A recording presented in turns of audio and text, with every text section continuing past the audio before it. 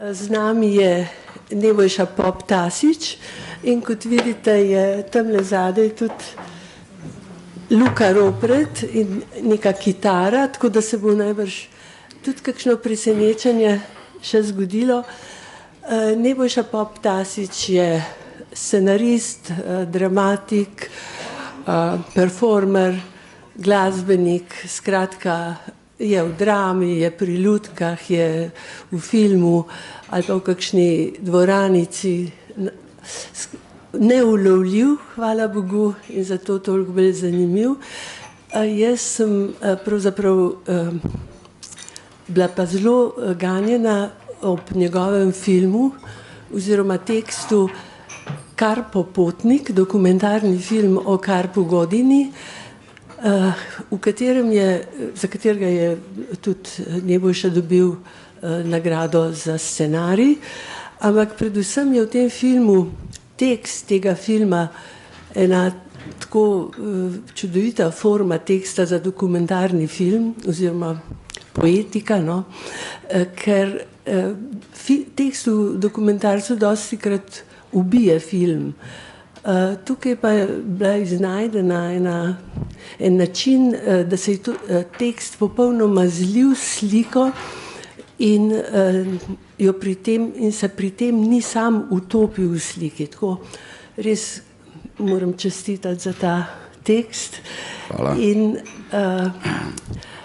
tako ta hiša, o kateri govorite, hiša v človeku, ne? Hiša, ki jo popotnik nosi v sebi, to je ena taka pesniška podoba, res močna. Se to lahko tudi nadoveže na to, mislim, te družinske hiše vsi nosimo nekako v sebi.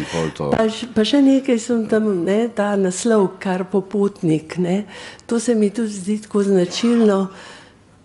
značilno za nekoga, ki dela v jeziku, ki ni njegov materni jezik in ima potem do tega novega jezika in tak ustvarjalni in odprt in krasen odnos in ta beseda Karpo Potnik. Zdaj je že postal tudi moj materni jezik, ker mati mojih otrok in moji otroci so v bistvu Slovenci.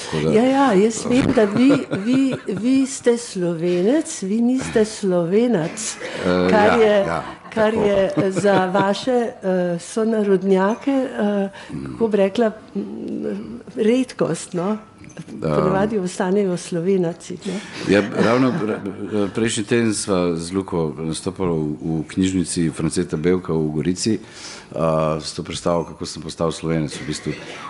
In dejansko to, da jaz ne samo, da sprejemam oziroma priznavam oziroma se trudim res biti Slovenec, zame ima veliko drugih konotacij, ne, in dejansko izhaja vseh teh zgodovinsko-političnih situacij, ne, ko sem jaz v bistvu imel sliko Slovenije kot nekaj, ko bi rekel, vzvišenega in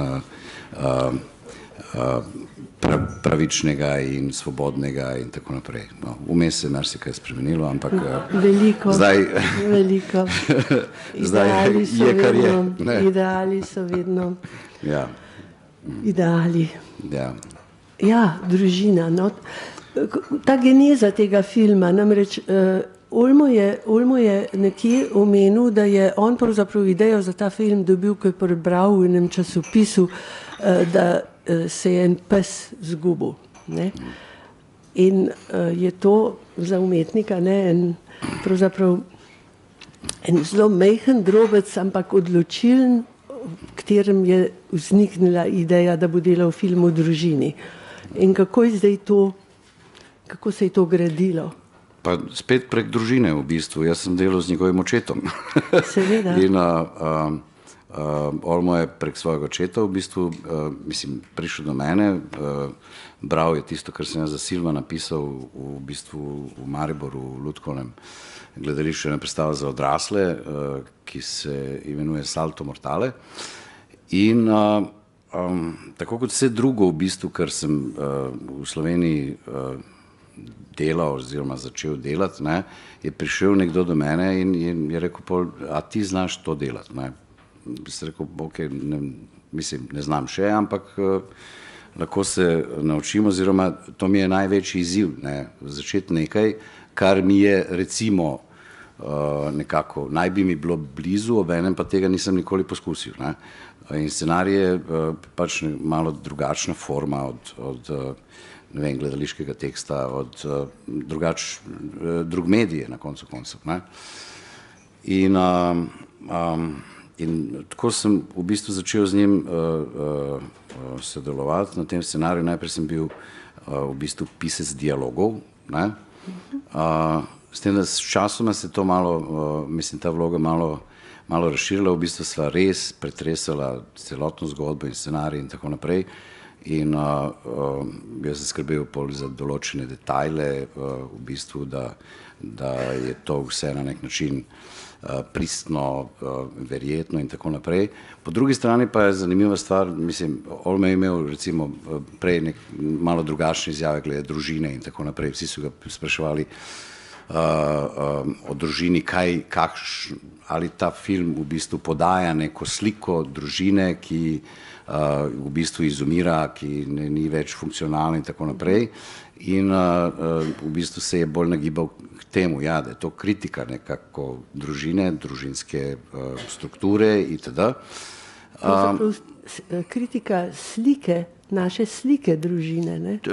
Ja, ampak tudi, se pravi, on je veliko mlajši od mene v bistvu in je imel sam tudi kritičen odnos do družine, kar je, ko bi rekel, legitimno, on je tudi danes sam razložil, to je proces in to v bistvu ta slika se, oziroma ta odnos se z leti spreminja, ne. Ampak ko sem midva to delala, v bistvu je na nek način se to lepo ujelo, on je imel negativen odnos, jaz sem imel pozitiven, zato ker sem dejansko ustvarjal družino v tem trenutku, takrat se mi je rodil drugi sin in sem nekako gledal na to družino z drugačnimi občutki, ne, in z nekako drugačne pozicije, ne. In pol sva to nekako skupaj, ne bom rekel lepila, ampak se to zlivalo skupaj v bistvu, ta njegov pogled in ta moj občutek, ne, družine in na koncu koncev kakršenkoli že, kako bi rekel, občutek. To je res proces. Jaz sem imel strašno, kako bi rekel, hudo zgodbo družinsko, ne. In sem bil grozno, mislim, globoko jezen, užaljen zaradi določenih stvari in tako naprej. In s časoma v bistvu sem začel stvari razumevati drugače. Drugače sem v bistvu razumeval zgodbo o življenju mojih staršev, ki, mislim, brez mene, v bistvu, ne, njih kot ljudi, kot para in tako naprej. In zdaj v bistvu mislim, da sem imel krasno družino, ne. Kljub vsem tem konfliktom in tako naprej, mislim, nekaj je bilo teh konfliktov, ne da bi si jih mi v bistvu sproducirali, ne, ampak so se pač zgodili in tako naprej. Ampak, se pravim, to je ta Olme danes govori tudi o odsotnosti, to je ena od mojih priljubljenih pojmov v bistvu nasploh, kako mi funkcioniramo, ne, ker ko si del nečesa dejansko, ko si prisoten, ne, vse se na nek način zbanalizira, vse postane preveč blizu, preveč te ogroža, moti te in tako naprej, ne. Šele, ko se to nekako, se ustvari neka distanca, ko se tega oddaljiš ali ko tega ni več, ne, potem začneš ustvarjati to neko željo po ponovni bližini, ker začneš na stvari gledati drugače. Mislim, iz neke oddaljenosti oziroma lahko tudi časovne, prostorne in tako naprej. In stvari postanejo nekako bolj ljubke, ne, in bolj, kako bi rekel, čustvene. Ne. Ja. Tudi toleranca se ustvari, ne, s tem. Ja. V tem primeru, recimo v primeru filma, družinskega filma, dejansko jaz sem več čas v bistvu insistiral na tej, ko bi rekel, se pravi, hrpenenju iz daljave, ne, ker se ustvari, vi nekaj raztegnete in dejansko sem pač Olmu več čas govoril, ne, Indijski ocean se mora slišati v Pragi, ne, in hrup praškega prometa mora odmevati na Indijskem oceanu, ker je to prostor te družine zdaj, ne, ta oddaljenost. Kaj pa ta motiv očetovstva, je to že od vsega začetka bil vgrajen v zgodbo, ali ste ga šele razvili, ker ta pater semper incertus, ne, je pravzaprav en večen motiv, ne. Ja, v bistvu je bil postavljen pač kot motiv in sicer ne, to je moment, ki sem ga jaz najbolj bal. Ne. To je nekaj, kar obstaja od antične literature naprej, mislim, ta twist v bistvu, da nekdo ni tisto, kar si misli, da je njegov oče in tako naprej. Mislim, to je res od starih Grkov pa k nam je klasičen motiv v bistvu neke zmote, ne, eksistencialne ali kaj, ne, in obenem pač te izgubljenosti, ker ne veš dejansko, kdo si, in ko še le ko izveš, pa se še bolj izgubiš, ne. Ampak ja, v bistvu to bil en motiv, ki sem ga jaz najbolj bal, zato ker je tako bi rekli splošen. Ja, in bi lahko bil tudi razumljen kot en tak formalen motiv, da bolj zapletemo stvar, ne? Ja, in, mislim, dišalo je dišalo mi je na žajfnico, ne, mislim. Ja, nevarno, ja. Itak, ja. Ampak poanta je bila v tem v bistvu, da šele ta moment v bistvu razkrije še neko predzgodbo tega para v bistvu, ne, ker mi gledamo kot uspešen zakonski par v tej češki tranziciji, novem kapitalizmu in tako naprej. To so ljudje, ki so uspeli, ne? In vse izgleda tako krasno, stanovanje je krasno in ta človek ima firmo in posluje in naj bi bili vsi srečni in pač zadovoljni, ne? Ampak se pravim, potem se zgodijo ti drobni lomi v bistvu, ki nimajo nobene zveze ne z zgodovino, ne s politiko, ne z ničemer, ne, ampak so, kako bi rekel, neka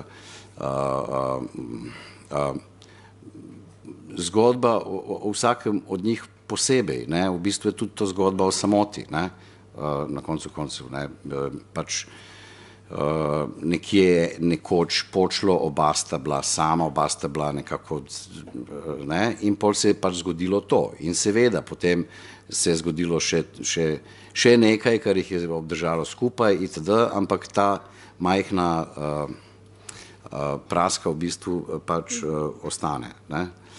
Tako da, ja, jaz se trudil, da to veliko pogovor smo imeli o tem, kako to izpeljati, skozi kakšen dialog, skozi kakšne situacije in tako, da ne bi v bistvu izpadlo tako, kako bi rekel, banalno. Ni izpadlo. Sej, ne, in dejansko se mi zdi, da so to izpeljala subtilno in obenem pač sami igralci so to izvedli perfektno. Mislim, jaz obožujem tega, kaj že, Martin Pehla, mislim, brat, ja. Ne, ki je to perfektno odigral. To je res tako lepo in tako vrhunsko in tako subtilno, da je, ne vem, kapo dol. Ne. Sploh so igralci čudoviti, ker so tako nezvezdniški, ne, normalni ljudje, tako krasen casting je, ne, izbor igralcev res odličen. Kakšna misel o filmu?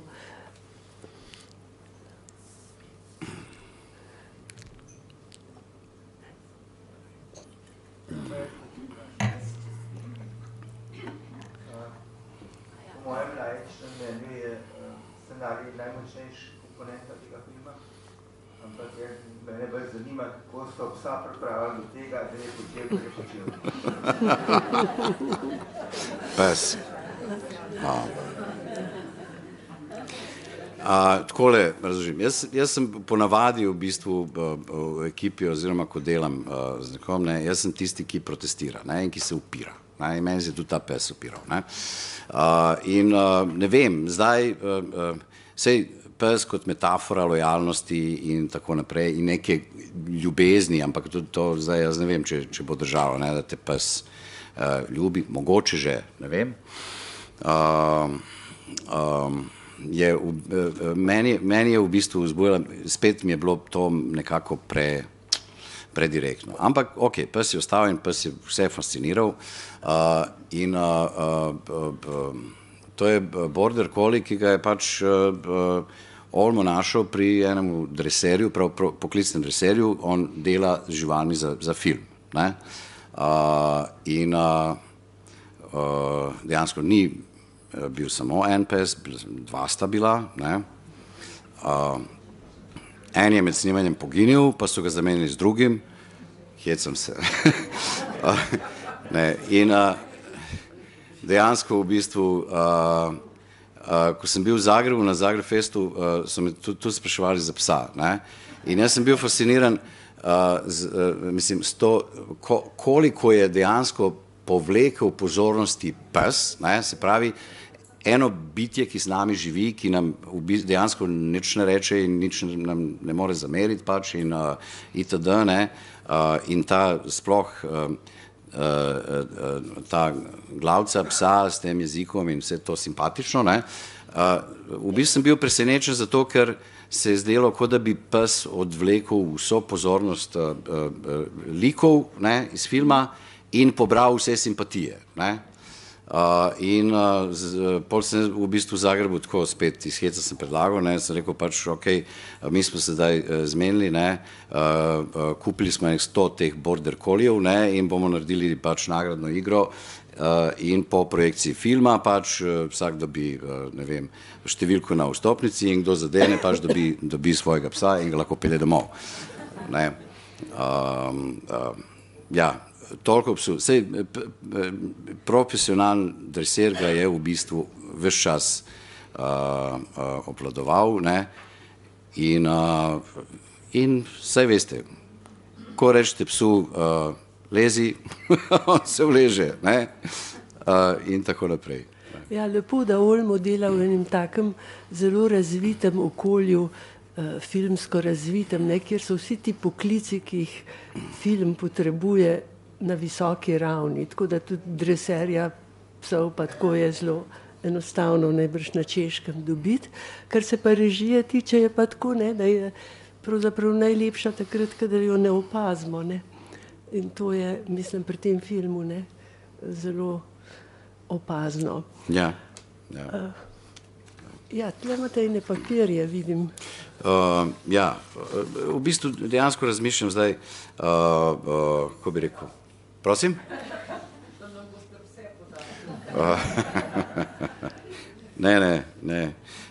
Ne bom žal, mislim, ali pa itak sem mnenja v bistvu, da psa se ne kupuje, pes pride, tako kot mačka ali vse drugo. Ne, dejansko v bistvu razmišljam, pač recimo ta pojem odsotnosti, o katerem smo govorili, oziroma vsi ti pojmi, ki so na nek način postali že nekako apostali, ali so vedno bili pač ideološki v bistvu, to, kar si mi želimo, to, o čemer mi govorimo, to zadovoljstvo, ljubezen, sreča, življenje, kaj je to in tako naprej. Se mi zdi, da smo postali v bistvu zelo, zelo površni v tem in da živimo itak v površnem času. Tako da, ja, mogoče bi zdaj recimo kot prispodobo vsega tega povedali eno pesem o odsotnosti, ki se imenuje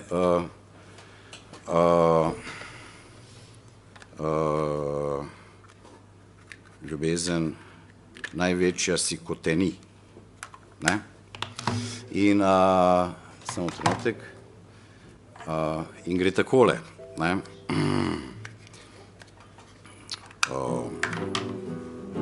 Ja. Gremo kar na kitice. Tam med oblaki ona leži, za vsakim drevesom name preži. Z rogom lune se mi smeji, ljubezen največ jasi kot ni. Že dolgo tega kot pozabljene sanje ali slika v puščavi je upanje, da nekje daleč voda zveni, ljubezen največ jasi kot ni. Nežno zdaj dolge kremplje ima, obraz miriše in se igra, kot noč, ki prespi vse svoje dni, ljubezen največ jasi kot ni, ljubezen največ jasi kot ni.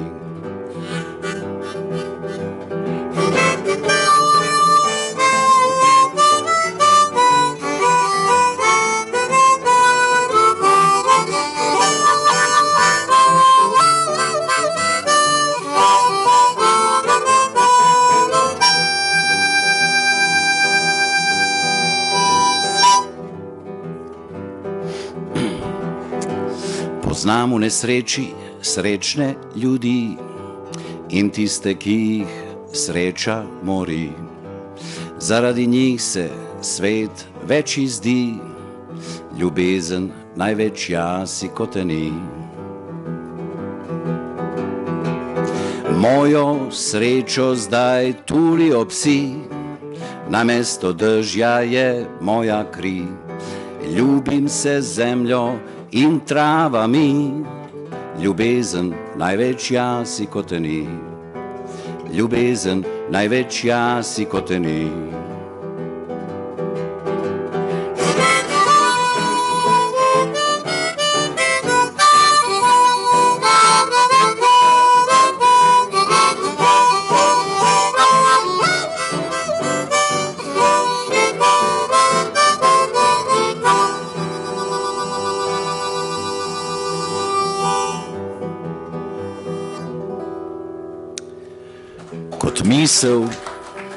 Kot misel, ki se vsaki misli skriva,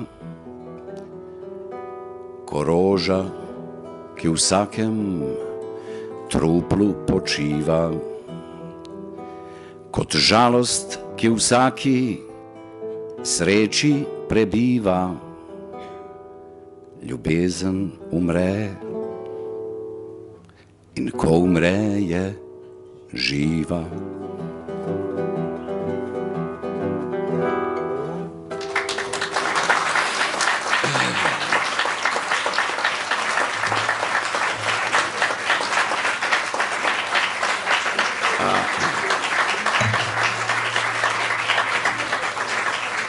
Zdaj, ne vem, lahko nadaljujem z demontažo teh pojmov v bistvu, ne, kako sem jih jaz doživel itd., ne.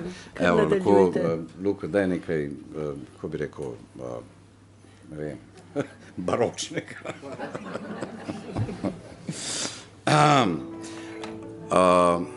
O famozni besedi ljubezen, ne, recimo iz lastnih izkušenj, ne.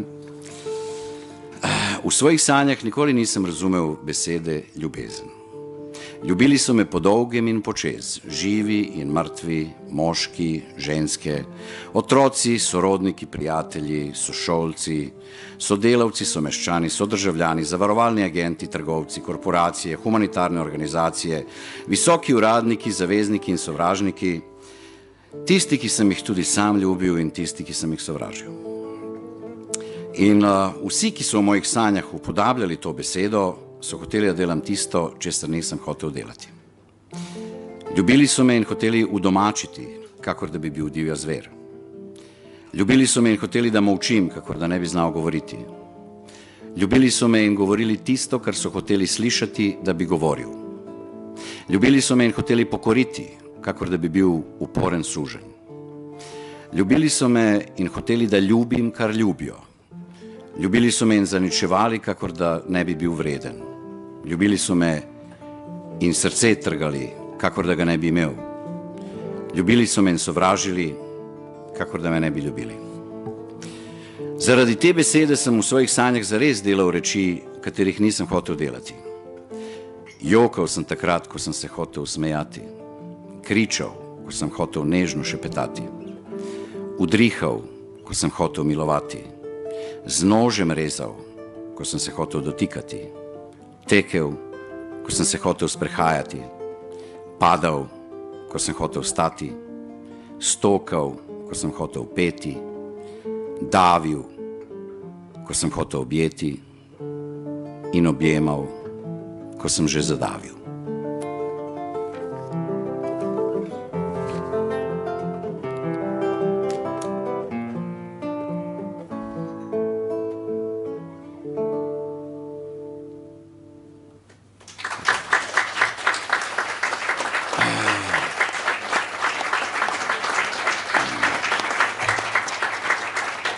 Potem recimo tisto,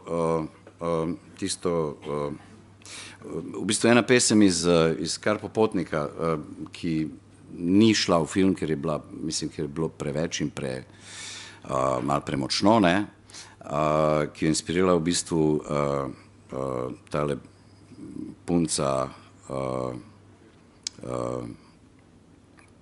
madžarske nacionalnosti, ne, ko je pela eno pesem in mi smo pol dejansko prevedli iz madžarščine. Madžarske pesmi so strahotno žalostne, mislim, to je. In ona je dejansko pela o svoji smrti, ne, ta punca v Karpovem filmu že, ne.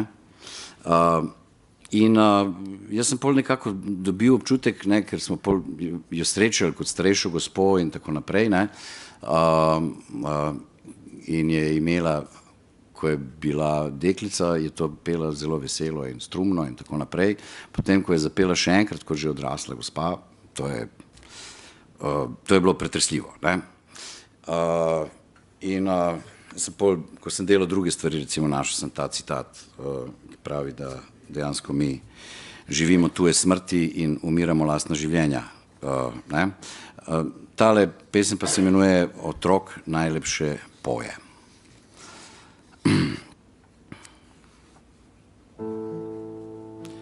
Otrok najlepše poje o smrti.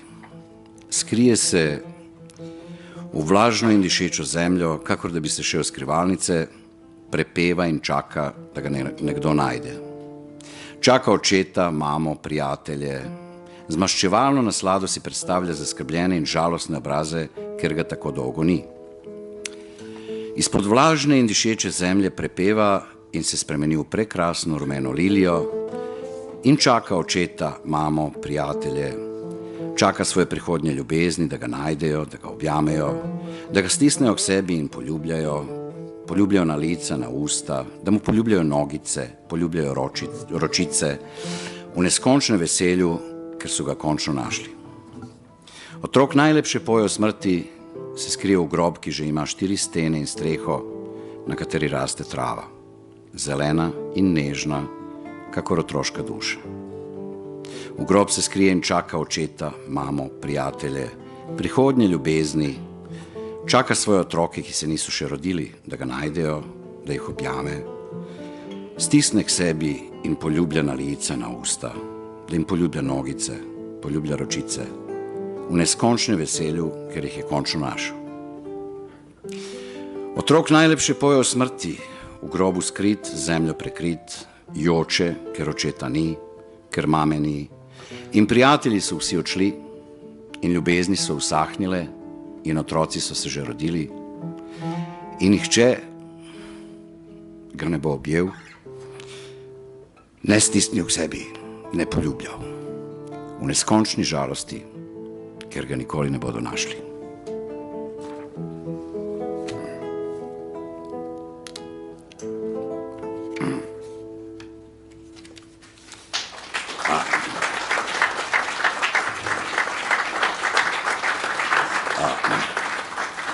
Se opravičujem, mislim. Mislim, da so tile drobci tišine, ko zaključite pesem, postajajo po vsaki pesmi malo daljši, preden začnemo ploskati. In to so tisti trenutki, ne, ki so, kako bi rekla, ki so res dragoceni.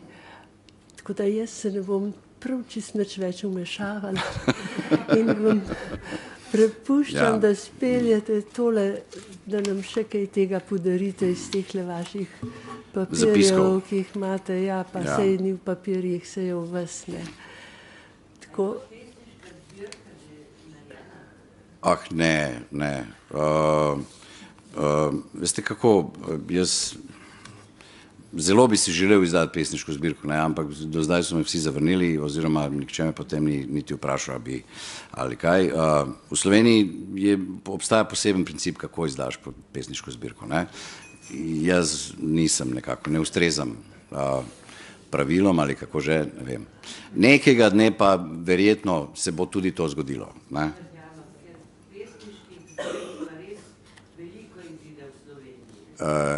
Ja. Ko sem jaz spraševal, so mi rekli, da jih preveč izide in da se to ne splača in da pač. Ne, jaz odneham itak, jaz verjamem na nek način da se stvari zgodijo takrat, ko se mora zgoditi, ne. Zdaj ne bom rekel, da je to, ali to usoda ali kaj že, ampak imam zaupanje nekako v življenjski princip, ne, oziroma proces, ker se mi zdi, da vse, kar sem hotel na silo narediti, se je nekako pač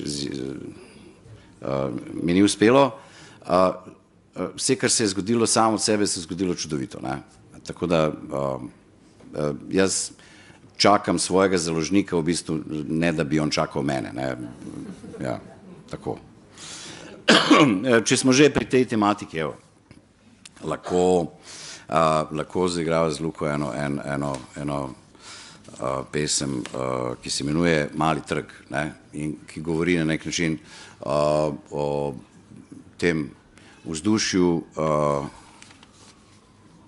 ne vem zdaj, ali to samo slovensko vzdušje ali kaj, ampak saj boste sami slišali že.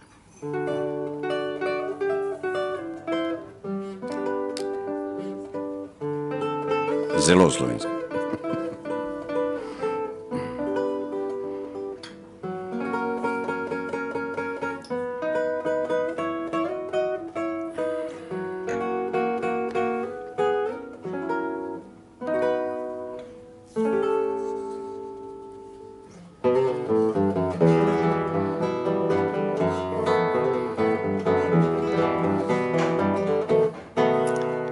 Naš mali trg je pravi paradiž.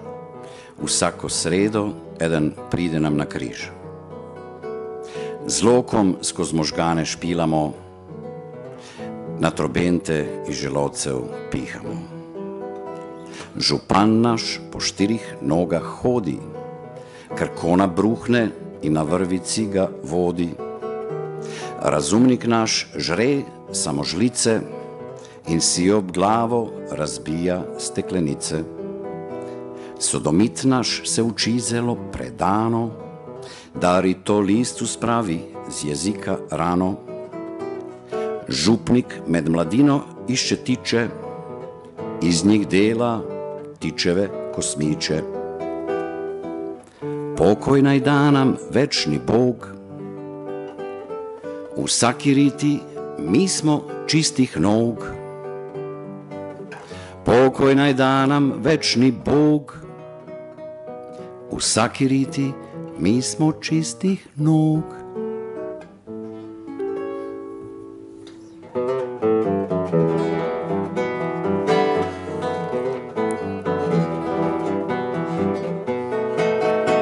Nekrofili le grobove ropajo, pa i grobari sploh več ne kopljejo. Mrtvaki si nadenejo padalo in skačejo v luknjo za dvigalo. Po hotnež naš lahko za vraci vrže nogo, pa si kadiga in obenem vadi jogo. Narkoman si z iglo zdravi krčne žile, a mazohist se meče na gnojne vile. Ženska na glavi ima štiroglato kvir, da moški more na njo odložiti pir. Kopamo se le v lastnem dreku in celi trg nam diši po človeku.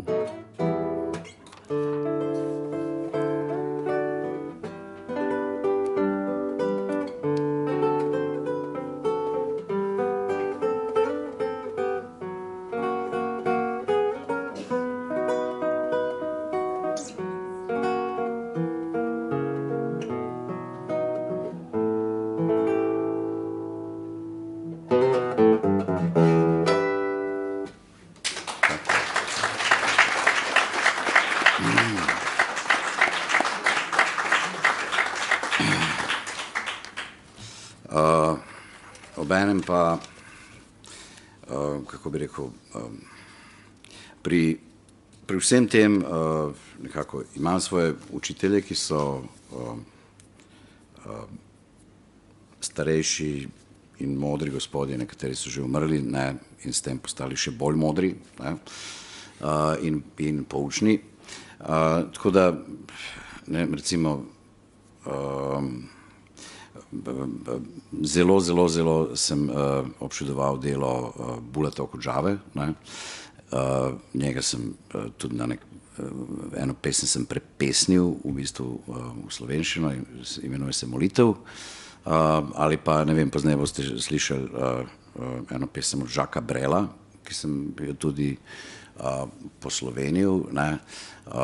To se mi zdi v bistvu res primer, kako bi rekel, ne, danes se mi ukvarjamo z glasbo ali pa nasploh, spet se mi zdi nekako površno, ne, zdaj nazadnje, ko se pogovarjali recimo o teh kvotah in tako naprej, ne, mislim, jaz sem za kvote, zakaj ne, zato ker s tem dejansko v bistvu razvijamo neko sceno, ki je naša, ne, in kakorkoli se nam zdaj zdi ta scena tumasta, ne, ampak dejansko se mora nekaj izpihati in spet in se razviti, oziroma ljudje morajo nečesa imeti dovolj, da bi se razvilo nekaj drugega, tako se vse te umetniške forme in vse drugo pač razvija, ne. In omenjam recimo te mojstre iz tujine, zato ker so predvsem to mojstri jezika, ne, in obenem, kako bi rekel, je neka filozofija za tem v bistvu, ne, nekaj zelo močnega, mogočnega, nekaj, kar lahko človeka prevzame. To si želim na koncu koncev tudi v Sloveniji, ne, da bi se nekaj takega v bistvu razvilo. Ker se mi zdi, da je tudi poezija zdaj postala nekako nek oseben pogled na svet in tako naprej in pa je tak bolj ali manj igriv in bolj ali manj včasih malo preveč igriv in zaradi tega tudi malo prazen, ne. Tako da, evo, zdaj bom, to sem hotel povedati, ne, recimo v časopisih sem svoj čas bral, zdaj se mi zdi, da to tega malenkost manj, recimo, ko so tiste rubrike, ne vem, politika, novice, šport in tako naprej, za kulturo so vedno dajali v oklepaj tisto pop kultura, ne, in to se mi je zdelo grozljivo, to je tako žaljivo, ne, v bistvu, da so kulturo in umetnost v bistvu spravili v neko domeno zabave in sprostitve in tako naprej, ne. Ok, zdaj je bil kulturni praznik in jaz dejansko se mi zdi, da ne vsaka država, mislim, Slovenija posebej v bistvu potrebuje ta kulturni temelj, ne, ker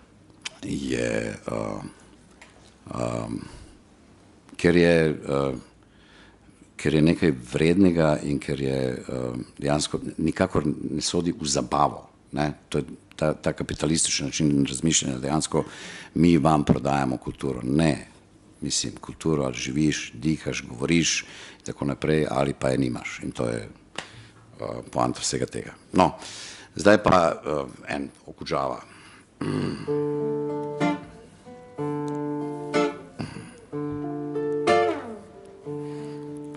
Dokler se zemlja vrti in sveti luč sveta, daj, Gospod, vsakomur tisto, česar nima, umnemu razuma sjaj, popotniku konja daj, srečnež denar naj grabi, pa še name ne pozabi, srečnež denar naj grabi, pa še name ne pozabi.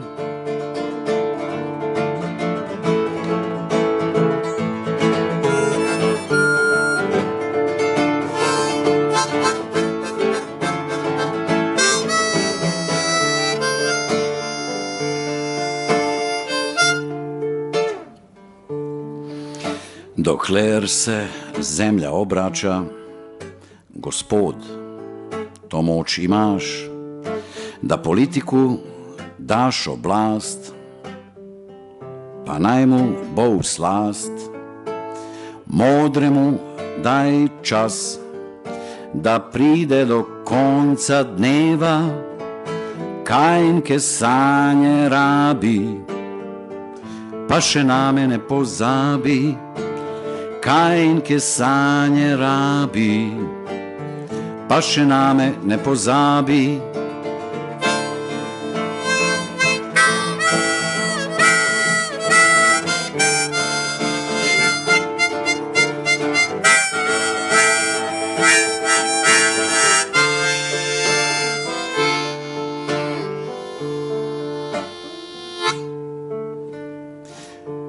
Zdaj pa pride odločilna kitica. Gospod, moj Bog, zelenoki moj, dokler se na zemlji vrtimo in se čudimo, da živimo, in je čas in ogenj in meč, daj vsakomur, a ne preveč, daj vsakomur, kar rabi, pa še name ne pozabi.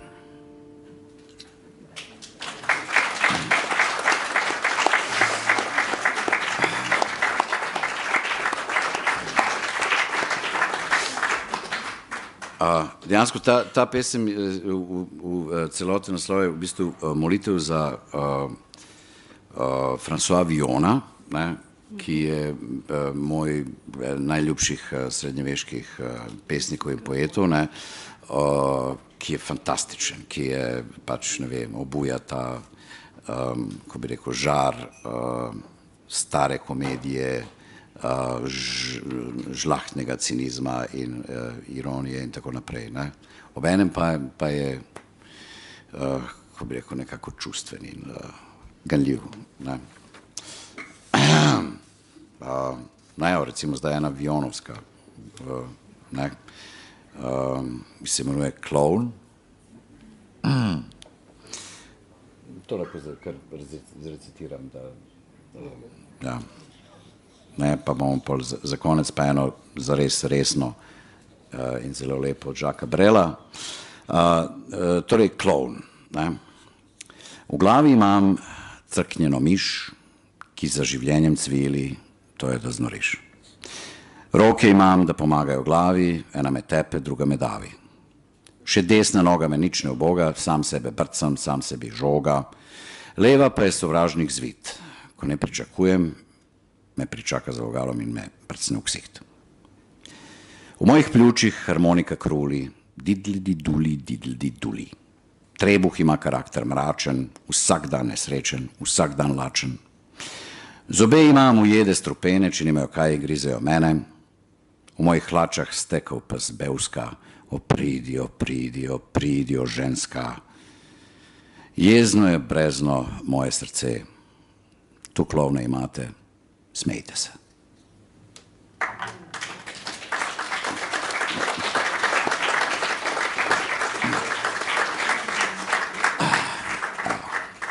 In za konec bomo uporabili enega Žaka Brela. Pesem se imenuje Umreti to ni nič.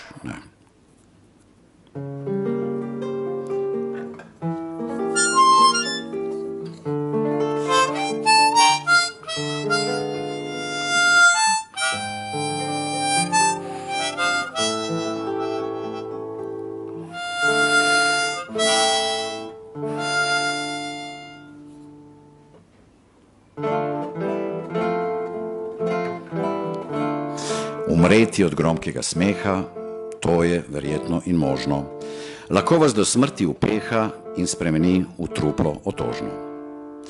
Umreti tako za šalo, da razveseliš puščavo. Umreti kot budalo, zadavljen z državno zastavo.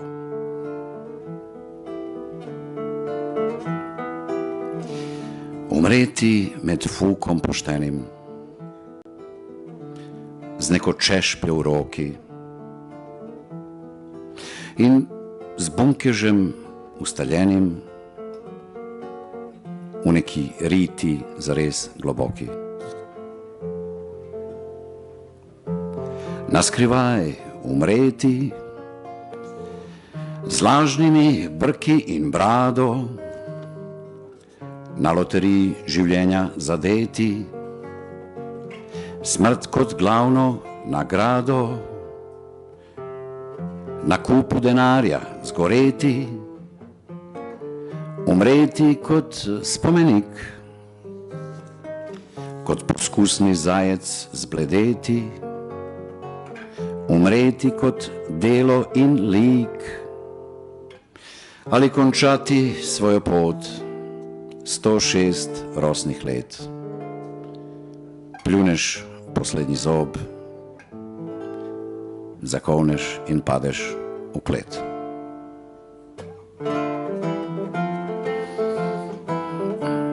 Od hitre groze umreti, v kozarcu se raztopiti.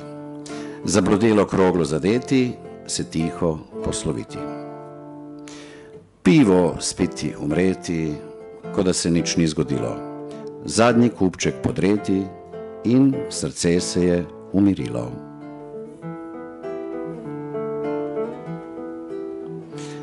Od sramu umreti, tako kot vsak vojak, ki mu uspe razumeti, da je med norci le on bedak. Umreti brez značaja, ko moral bi vzeti zdravilo na dnu zeliščnega čaja, srce se je utopilo. Ali končati svojo pot 106 rosnih let. Pljuneš poslednji zob, zakolneš in padeš v grob. Umreti, to ni nič. Umreti, lepa reč. Starati se in star biti. To je nekaj več. Zdaj pa pride tisto uk. Umrla bo ovca, umrl bo prašiček, umrla bo krava, umrl bo tudi osliček. Vsem je sojeno nekoč umreti. Le tepcem in bedakom večno živeti.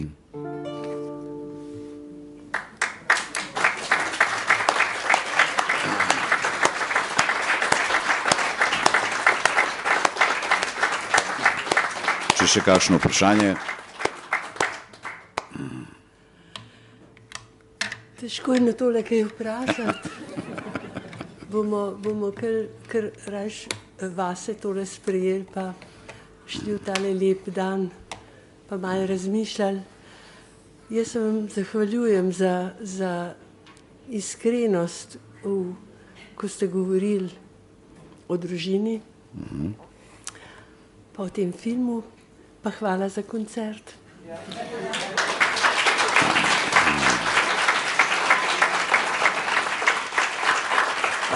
Kot bi po stari šegi, ne, pri nas tam v Srbiji rekli, ne, v to ime živeli.